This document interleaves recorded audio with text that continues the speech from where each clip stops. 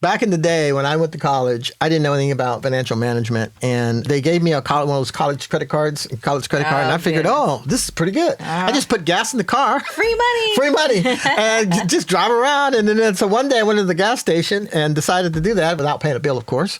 And the gas station guy took my credit card.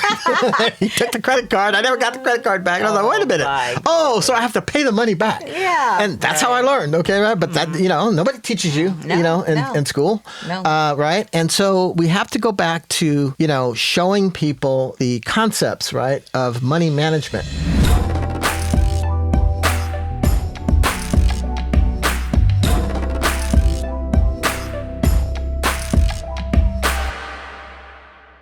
Okay, I want to make sure that we have this conversation because we started this the other day, okay? And from time to time, we have these conversations and they sort of, spill into the podcast, Yeah. okay? So we're going to talk about that. We're talking about leadership, and we're talking about sort of leadership in the context of our kids and our youth, right?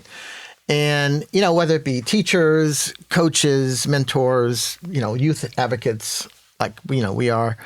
There's a duty, right, that we all have, and we're just kind of talking about, okay, well, when we're doing that, how well of a job are we doing? And then, how do we know we're doing well? What's success look like, right? And so I want to talk about that, continue that conversation because we had some interesting, kind of dynamics with it.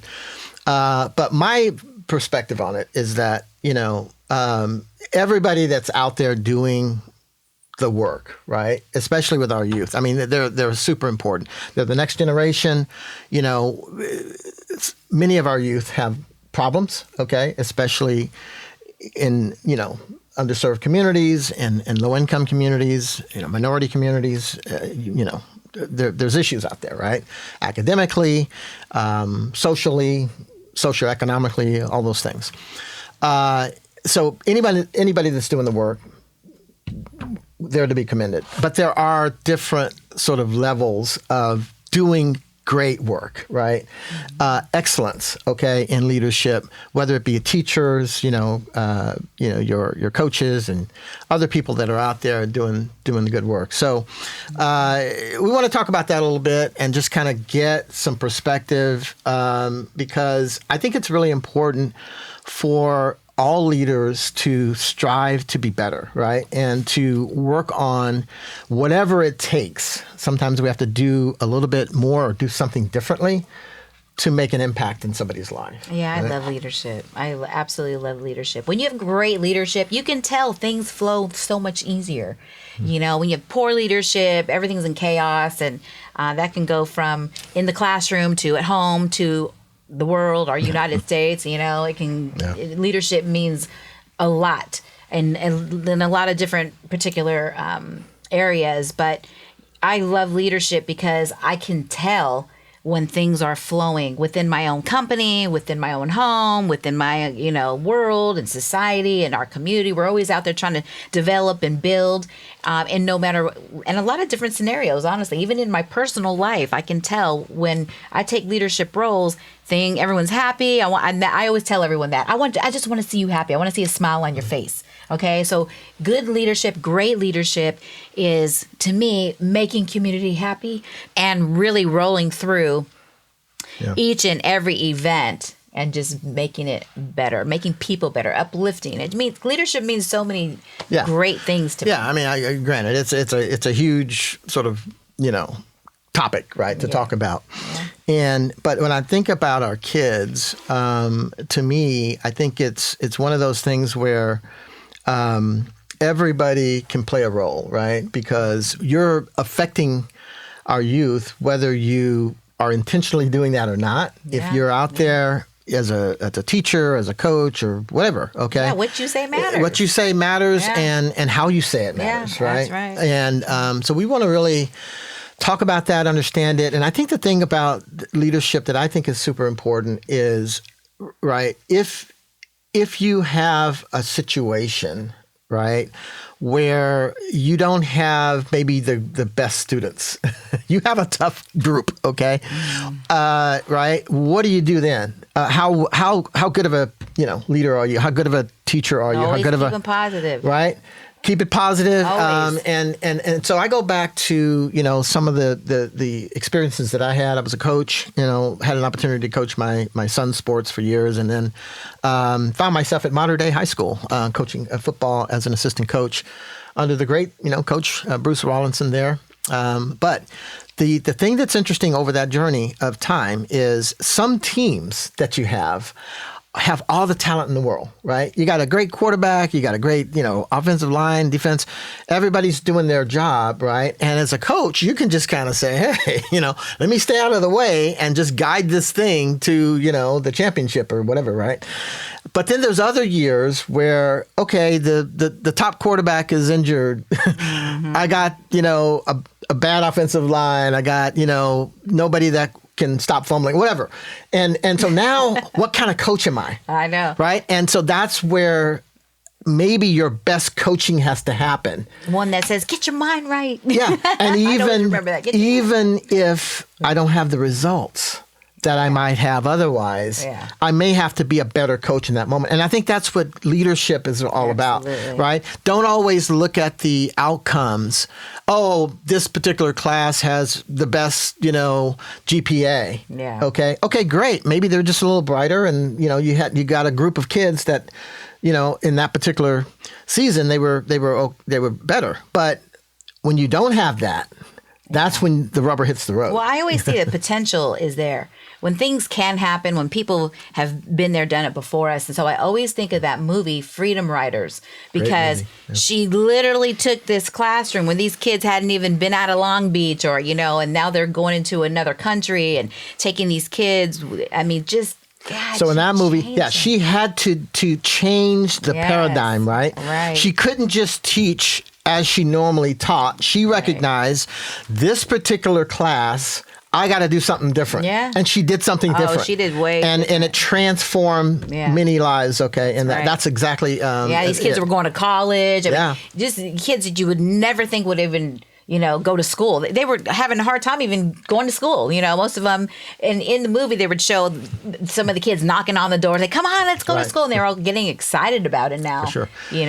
So I think the takeaway is that, as leaders, right, we have to be ready for the moment. Yeah. Okay. And the moment might not be when things are just the easiest, right? It's easy to take the sort of least path of resistance, right? Okay, I got a great group right now, or I don't have to, work as hard and all of those things. But sometimes we have to really do something different to transform and to really inspire our young people. And I think they're worth it. I think, we can do that.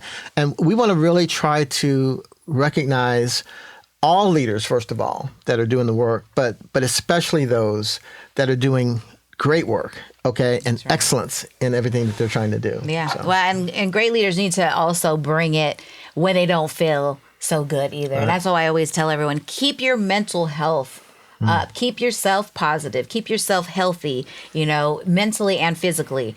Because when you step into that arena, whether it be the classroom, whether it be, coaching, you got to have your mind right in order to have everyone else's mind right. They're feeling your synergy, they're feeling your energy, and you really got to bring it. And there's some times when we just don't feel it. Right. But a good leader can rise above that and really just bring it on, even when you don't feel like it. So great leaders, you just got to bring it. 100%.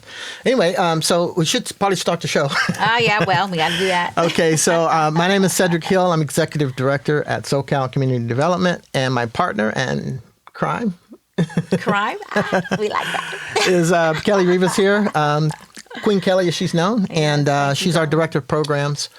And we're SoCal Community Development, and our mission is to transform communities, creating economic opportunities for all. And so that's why we're so passionate, really, about this work. We truly believe that we can do that. And, we have youth programs. We were talking about youth there.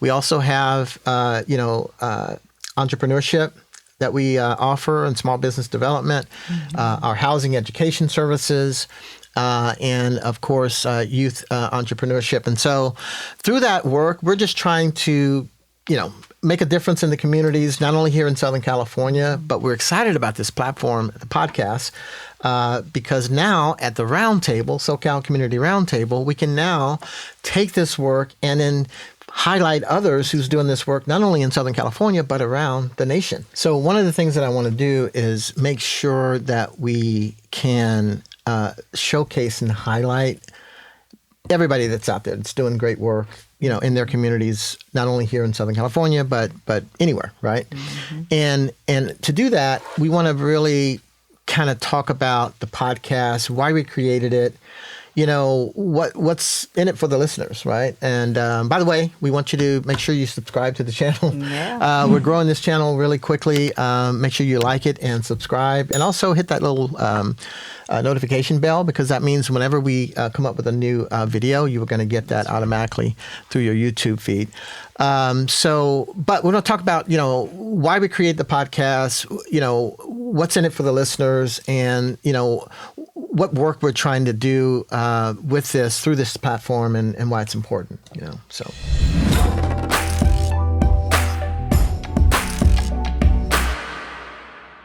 Yeah, I agree. So I had to understand the importance of giving back, and of course, being and working in the corporate arena for 30 years, being in an office and then deciding to become an entrepreneur was huge. And then understanding that being in the entrepreneurial stage after that, wow, I understand now what it means to give back, because you would always hear that growing up, and I never really understood, well, what does that mean? And so being on this podcast and getting things out in the open, being a part of community and understanding what that truly means has been a huge eye-opener for me. That's such a great point, because I remember when I first came into this, I was the person that only grew up in corporate America, climbed the ladder and did all of that stuff. And then I got introduced to the nonprofit by someone, the Reverend Mark Whitlock, right. Who was one of the innovators in the Los Angeles area back in the 90s, and helping rebuild Los Angeles in the famed Renaissance period of time in the aftermath of the Rodney King riots and so forth. And so he started to show me like this whole different world. And it was interesting because I saw something that I hadn't seen before. And I'm like, wait a minute, let's get this straight. I've been in corporate America for 25 years. You are going to do all of this work and nobody's paying you directly for it. Wait a minute. Right. I don't get that. Right. And so, but I realized the importance of why you have to invest, right, in the community. And I also, discovered that there's lots of people willing to help and support that work with donations and grants and all of that kind of thing. And so it's a whole viable way of serving our community. And even though, there's billions of dollars that go through, philanthropy and charities and so forth, it's such a huge need that it's not enough. I mean, we still have to do the work. You learn yourself also when you're going through, you learn like truly who you are, because we both worked in the office for, years upon years, but then at the end of the day, we learn, wow, we really love and we're really passionate about people and helping. Yeah. And so you start developing and learning. And I started thinking, wow, taking spiritual gifts test and to really get to the heart and soul of who I was. And that was very helpful for me, because then I understood who I was in this world, and I got to understand, wow, I'm for the people. I need to go and help. I need to get out and there. And for me, it was all of the skills and knowledge that I thought I was getting to just climb higher, a little higher on the corporate ladder. My epiphany was, my purpose is to share this knowledge and the effort to help other people who might not be able to help themselves. They need more help. They need things that, other resources that people, others may have that they don't. Okay. Yeah. And so that's one of the reasons I think SoCal Community Development is very different. And we really approach education and all the services that we provide in the community with a sense of excellence, right? We're not just doing it like a nonprofit that doesn't have any money.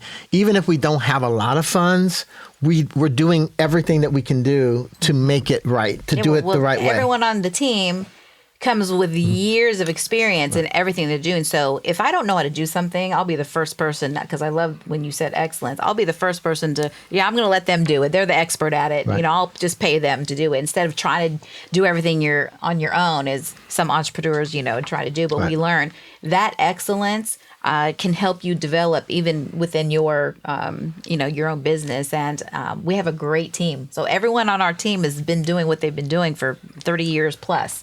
Shout out to the SoCal Community right. Development Team. That's right. Now, these folks are probably wondering, who the heck are these people? I know. Who are you? How are We you? introduced ourselves, but we did tell you a little bit about our background. So, let's talk a little bit about our backgrounds, and we're going to get into our first discussion. Okay. So. Well, as he stated, yes, I am Queen Kelly of the universe. And how did I get that role? I became that leader about 27 years ago, almost 30 years now.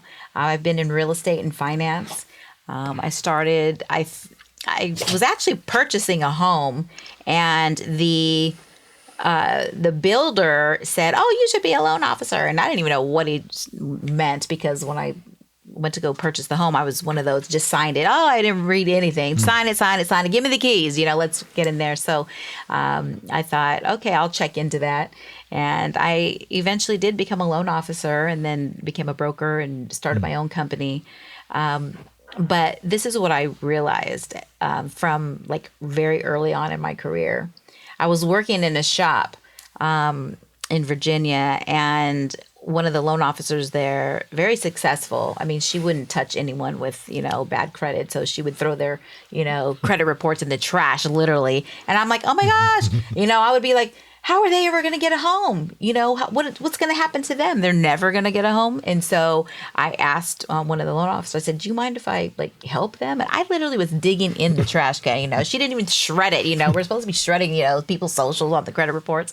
And I learned early on in my career that if I can help this person, if I could help build their credit score, or if I can help them save the money that they need to, they can live the American dream, and that is to purchase a home. So that's how I started my career, is just by helping people. And I, 30 years later, I'm still on that trajectory. And not only that, but then I got really good at credit. And then during the 2008 crisis, I got really good at loan modifications and saving the world, So, Yeah, but I ultimately stopped with my nonprofit, and that was Working Hard Housing America, because that was to really help people. And that's, when I started to understand the nonprofit space. Yeah. And thank you and you've brought much of that, right, background and experience into our organization. Right. We have our first time homebuyer workshop, for example, where we're teaching people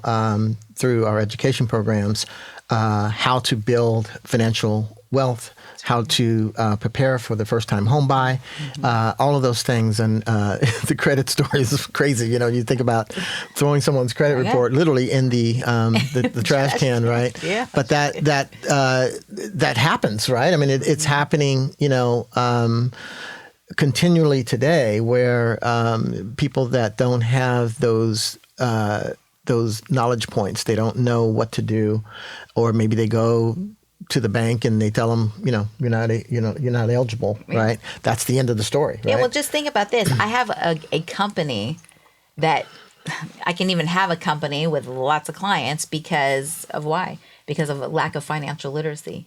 So if your credit is in the toilet and you don't have a savings account, I mean, all these different things that we teach in financial literacy, it is so imperative for me to get out there, because I'm thinking you're never going to be able to get a house if you don't do, Right. A, B, and C. So, that preparedness is everything. Yeah, and that's one of the things that we want to talk about today, and that brings us, to our next segment. But before we get there, okay, the next segment is sponsored by you, because we have openings for our first sponsorship. So we're asking you to, if you're interested in sponsoring this work here at SoCal Community Development and this podcast, the SoCal Community Roundtable, come on up and we can get you on with a nice 30-second spot. That's right. And sponsor this podcast, which we think is going to be truly successful as it grows. Our channel is already growing every day with this subscription. So keep telling your friends. We can all be internet famous together. Yeah, everybody subscribe, like the channel, and also hit that notification button also, because that means that whenever we cut a new video, you're going to get that video notification coming right into your YouTube feed. But now I want to kind of shift gears and talk a little bit about some of the hidden heroes that are happening and doing good work out there in the community. And if you think about some of this work that's happening, and we talked a little bit about it, with leadership, and youth and so forth. But there's lots of people doing great work out there, and a lot of times nobody knows, right? Yeah. Well, the people that they're serving certainly know, but how do we, kind of showcase that more? And one person I wanted to kind of talk about is Nakia Cornish in Los Angeles, her nonprofit organization, and you know her well. Yeah, Nakia's just being Nakia. Kiki. She's known as Kiki in Los Angeles. The Key to the Streets is her nonprofit organization, but this lady has been doing it, for some years now. Whatever it takes. Homeless, she's supporting feeding people, with food insecurity. Yeah.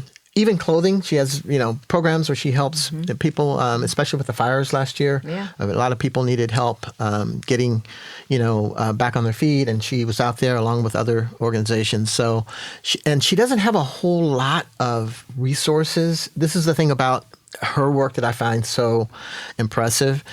She doesn't have a whole lot of resources, but what she does have, she does a ton with it. Oh yeah. Right, and so it's like she's 20 times larger than she really is, right? And I'll ask her questions, but I'm like, how are you doing that? And I just got in a van and went over there and did it. You know what I mean? So whatever it takes, she does it, right? And so shout out to Kiki. Yeah, she's unbelievable.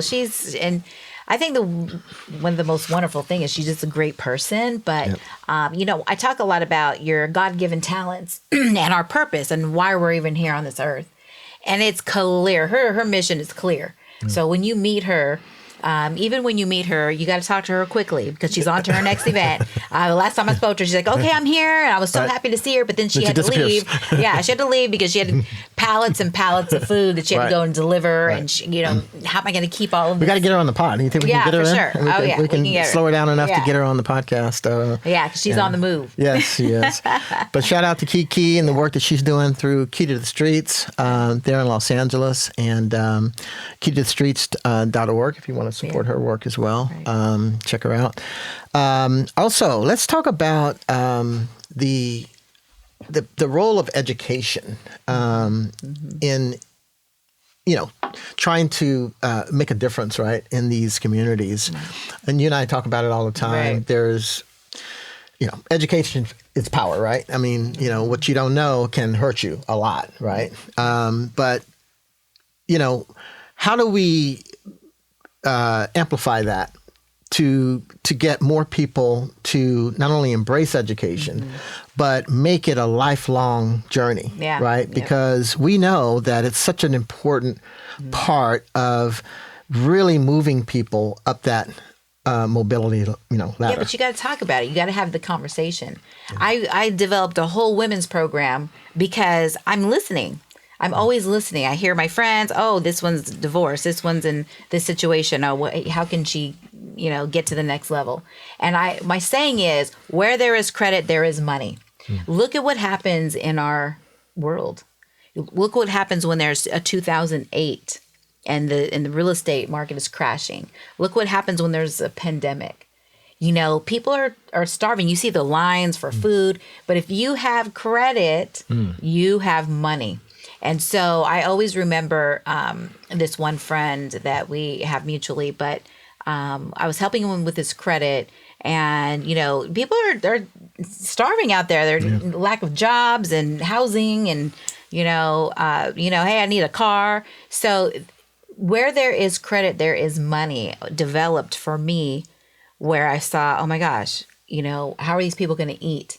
And if you have to get a loan, you know that saying, do what you got to do. If you have to get a loan, then do it. So I teach people literally, because this is one formula that you can use every single month with your credit card to increase your credit score in 2 days. That's all it takes is 2 days. And so when you do this and start paying on this particular credit card, after 10 months, after a year, they automatically increase it.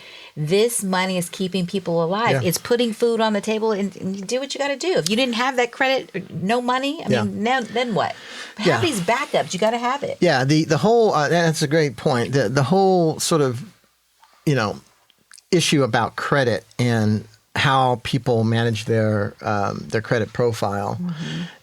I'm amazed that even over all of the decades that I've watched people, there's still not that much knowledge, right, about how to really optimize, your credit score and the importance of it, as you mentioned. That's right. So I really think that's something that we have to continue to bring home through education programs, through the work that we're doing, and show people step by step, right? What they need to do to not only get their credit on track, but to maintain, right, a good, strong credit rating. We need to do it early.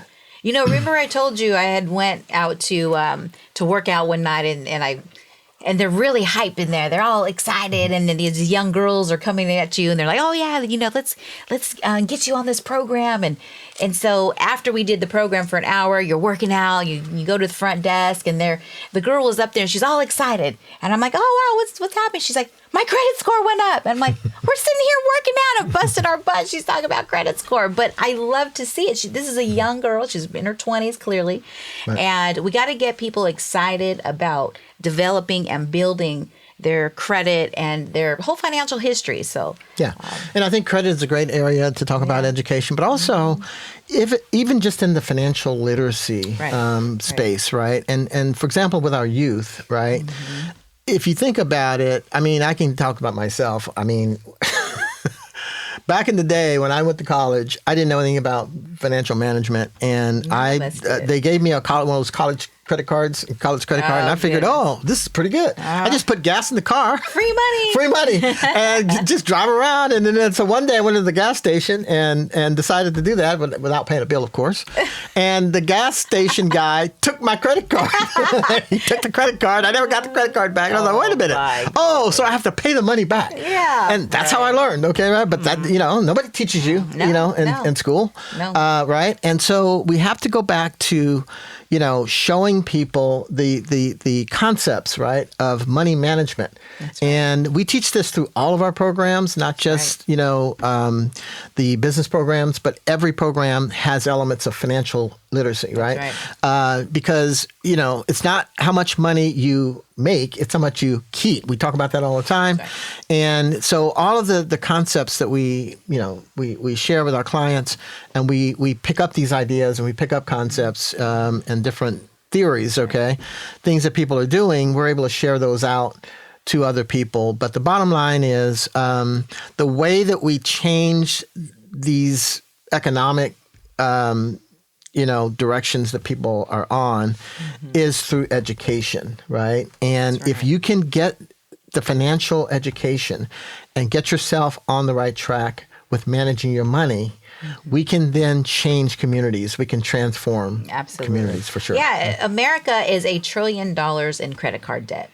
And, it keeps me in business, but, I would prefer to educate so that you didn't have to come and be a client. I would prefer it that way.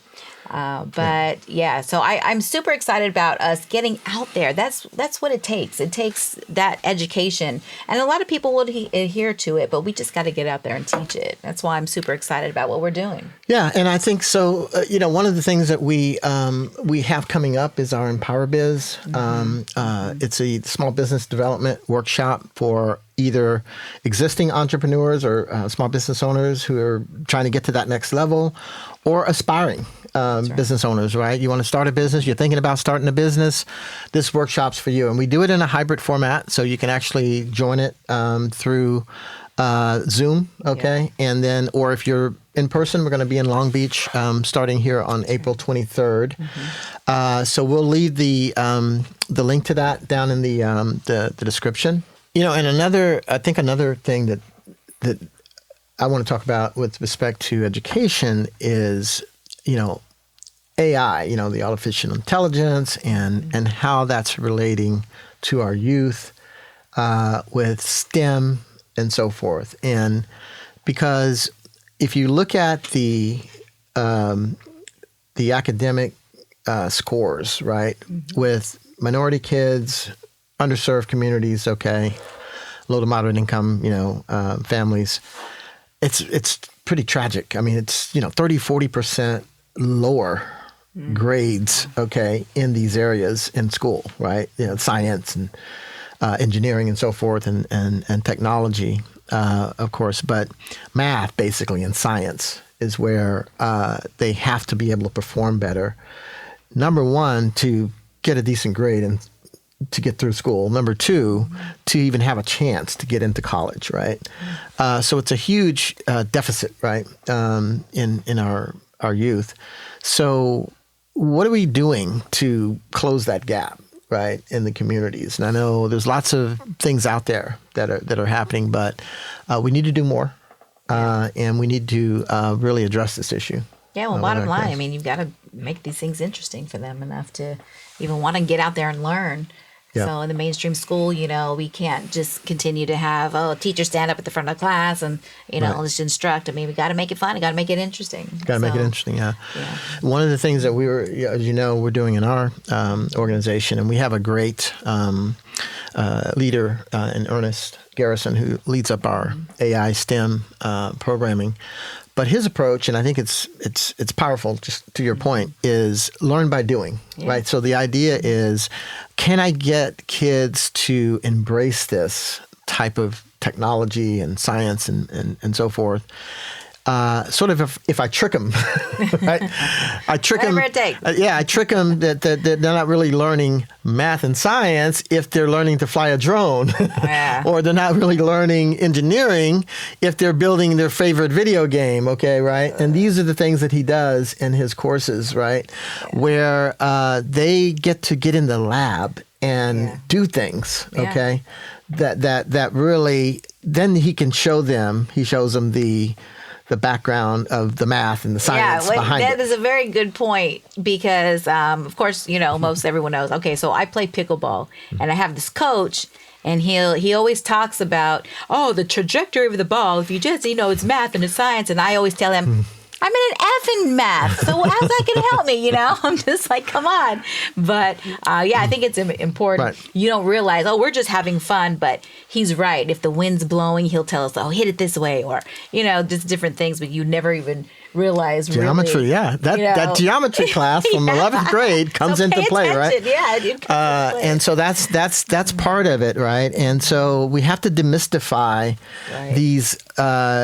these terms, right? And AI is another thing that I think is super important. Now, everybody's talking about AI and nobody knows what's going to happen. Okay. Will the world be gone in 10 years, 50 years of AI? Who knows? Okay.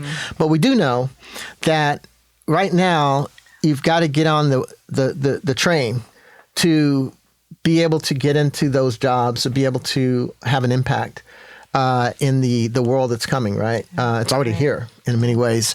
So one of the things that I think is important with AI is to teach our young people, right, that it's not just for the privileged, right? You can get on there, and if you learn how to use AI to enhance your learning, then that's one of the ways that you can be competitive and get yourself in the position for the AI workforce, okay, that's coming very quickly.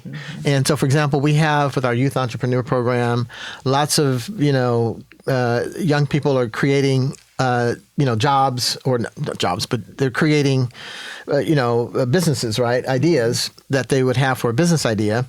And we're encouraging all of them to try to think about AI technology, either as part of that business idea or maybe as a way to enhance it. Right. Okay. But trying to make them thinking about, allow them to think more about utilizing AI in a lot of the things they're doing. And one of the things that we've done is very simple, is teaching them how to write a smart AI prompt, right? if you get on ChatGPT or whatever it may be, and you just say, well, give me, I want to do a business plan. Okay, it'll give you a business plan. But we're teaching them to really get into the elements of writing a smart prompt, right? Where it's literally a paragraph or two. Right. Okay, and now I'm generating a more thoughtful response from my AI, and then I can even edit from there and get more and get more and get more, right? Yeah, well, I mean, it's super important to teach them now because I can see now how we're bringing it into our jobs, of course, in our industries, our respective industries, and I see the importance of it now. Now we could close faster. Now we can obtain more information. If there is let's just say we have an underwriting condition, we have no idea what it is, highlight, copy, paste. Now we understand what it is, right? So now we can obtain this information faster. And I always, when I'm teaching and training loan processors, we can always tell them, whoever is most resourceful is going to close faster, quicker, so you can make money faster. So if we can get in there, teach the kids and teach the youth now, they can bring this information to when they are in their respective industries or businesses, and it makes them just that much more educated and more competitive, right? Yeah. And give them a chance because there's the numbers that I keep hearing about, the jobs that are going to be, require AI. Competency is pretty mind-boggling. So we're talking about education. We know it's important. It's important in financial education and management and financial literacy. It's important in entrepreneurship, as we talked about. We're looking at it for our youth, for AI and STEM education. And by the way, the goal is to help them improve their grades academically, but also to prepare, right, for higher education using AI and STEM, okay? Because that's where a lot of the higher paying jobs are going to be, and it's where a lot of the career opportunities are going to be for the next generation. And so we'd be, I think, not doing the job as best as we can if we didn't share that and help them along that line. And so that's really important for us to do that. I think our last conversation that I want to get into is just how do we build this movement? How do we take it from where we are today to critical mass, to that next level? Now, but I go back to the beginning, okay? And you remember the phone call the first time we started one of our nonprofit programs. It was way back 11 years ago. And I called you and said, hey, can you help? Because I knew you had your own business and I had my own business, so we would have a little bit more time to work on this stuff. And we created the Youth Entrepreneur Academy. And that program is one of our flagship programs that's still thriving today.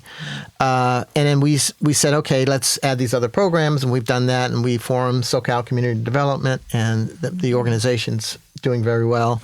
But now we want to take it to the next level with the podcast, the community roundtable here. So, but I go back to that 2015, and when I started, I needed a good partner, right?